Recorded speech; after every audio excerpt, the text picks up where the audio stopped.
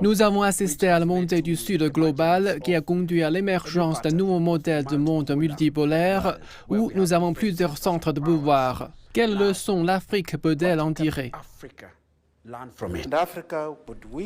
L'Afrique veut tracer sa propre voie. L'Afrique veut défendre les valeurs de l'Afrique et l'Afrique aimerait obtenir un siège à la table des négociations. Le fait que l'Afrique a été invitée au G20 est un bon début, mais je pense que c'est trop peu et trop tard. On doit faire davantage et c'est à l'Afrique elle-même de s'organiser pour pouvoir se présenter à la table avec certains outils pour avoir une place à cette table. L'un d'entre eux est bien sûr le changement climatique. L'Afrique fournira une solution dans le domaine de la sécurité alimentaire. L'Afrique peut fournir la sécurité dans le domaine du changement climatique et elle sera l'endroit vers lequel il faudra tourner ses yeux. Comment voyez-vous l'importance de la modernisation à la chinoise pour la démocratie et la gouvernance mondiale?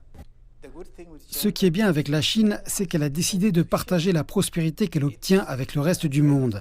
Et nous l'avons vu dans le cadre de l'initiative La ceinture et la route, mais aussi dans le cadre de certaines initiatives lancées par la Chine, comme l'initiative pour la paix mondiale, l'initiative pour le développement mondial, l'initiative pour la civilisation mondiale. Vous avez posé une question très importante.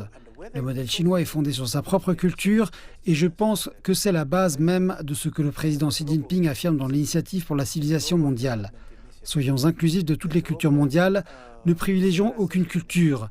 Venons à la table en reconnaissant nos différences et reconnaissons que nous devenons plus forts en reconnaissant notre force dans la diversité.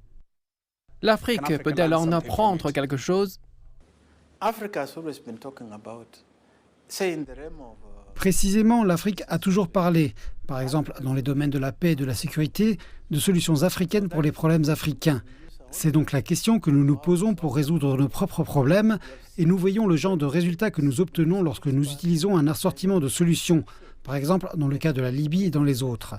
Mais lorsqu'il s'agit de questions de démocratie, nous pouvons constater que la démocratie, qui était considérée comme une valeur vendue par l'Occident, doit être adaptée par les cultures. Ce qui ne veut pas dire que nous ignorons les valeurs de la démocratie, mais qu'elle doit être adaptée. Elle ne peut pas être mise en œuvre en bloc comme elle l'est en Occident.